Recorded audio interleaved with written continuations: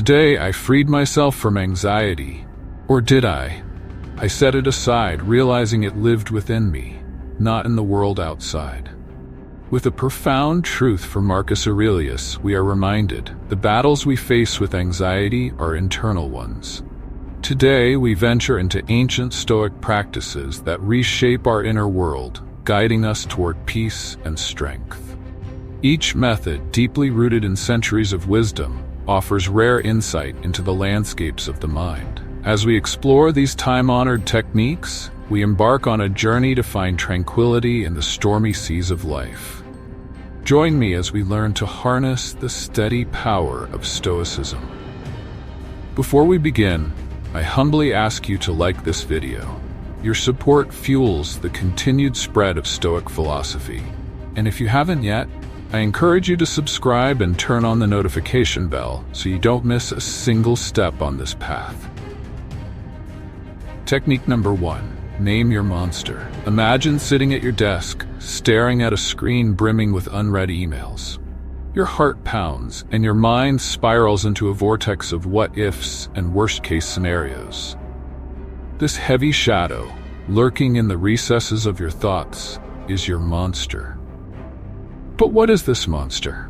Is it the fear of failing a deadline, the dread of criticism, or the anxiety of juggling work and personal life?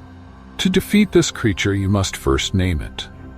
Marcus Aurelius, the wise Stoic emperor, once said, "Always define what it is we perceive, to see it stripped of all illusions, to name it clearly so we can see its true form."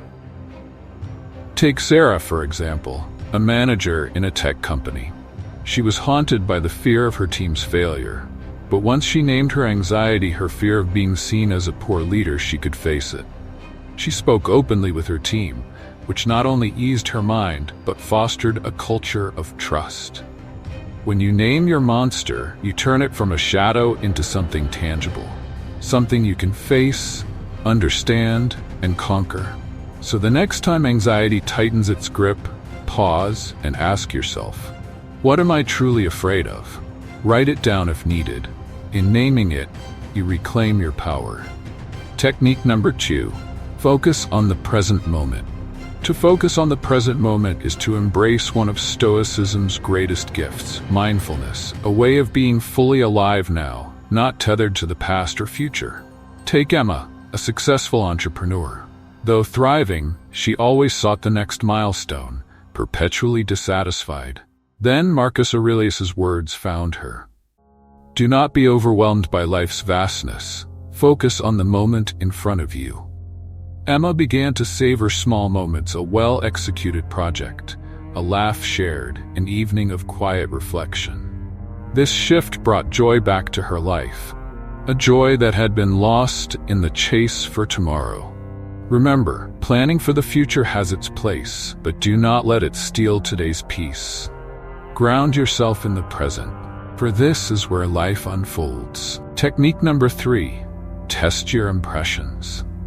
In the Stoic tradition, our emotional responses are not caused by the events themselves, but by how we interpret them. The third technique invites us to examine our first impressions. Picture a situation that immediately stirs frustration or anger.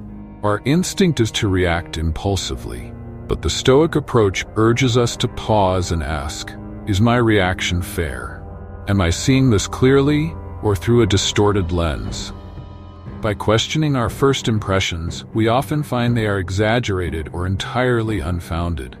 Consider receiving criticism. Your first instinct may be defensiveness, but upon reflection, you realize it's an opportunity to grow. Testing your impressions builds self-awareness and emotional resilience, helping you respond thoughtfully rather than react impulsively. Technique number 4. Assess your wants. Stoicism teaches us to focus on what we can control, especially when it comes to our desires. Often, our peace of mind is shaken by unmet expectations, whether in career, relationships, or material pursuits. Rather than discourage ambition, Stoicism advises us to direct our efforts towards what we can control. Our actions, our integrity, our mindset. Desiring external validation is a slippery slope, but focusing on personal growth and excellence empowers us. In personal relationships, instead of seeking perfect harmony from others, Stoicism reminds us to nurture compassion, patience, and understanding from within. Technique number 5. Do less. Simplicity is a cornerstone of the Stoic life. Seneca, a revered Stoic philosopher, reminds us, true tranquility lies not in endless tasks, but in focusing on fewer things with greater care. In today's world, busy often masquerades as productive, but to do less with focus and intention is to regain balance. It means saying no to distractions and yes to what truly aligns with our values. By doing less but doing it well, we cultivate a life of depth, clarity, and purpose. Technique number 6. Practice negative visualization. Negative visualization is a powerful Stoic practice. It involves contemplating life's uncertainties, not to dwell on disaster, but to prepare our minds for every eventuality. Seneca teaches us that surprise intensifies suffering. By imagining the loss of something we hold dear, whether a job, a loved one, or our health, we grow more appreciative of its presence and better equipped to face its absence. This practice strengthens resilience, allowing us to live with gratitude and readiness. Technique number 7. Take a motionless moment. In the rush of modern life, finding stillness can seem impossible. Yet Marcus Aurelius spoke of shrugging off all distractions and achieving utter stillness. A motionless moment is not just physical quiet, but a mental pause, a retreat from the noise of our thoughts and the world. It can be as simple as sitting quietly with tea, walking without a phone, or merely observing the world around you. These moments are not about solving problems, but about giving your mind a respite. In doing so, we reconnect with ourselves and find clarity amidst the chaos. As we draw this exploration to a close, I invite you to reflect on how these Stoic techniques may serve your journey. Anxiety is a long path, but these ancient practices can be a guiding light. Try them, see what resonates, and let them become part of your daily life. If you haven't already subscribed, I request you to do, and do like the video. Also, share your views in the comment section.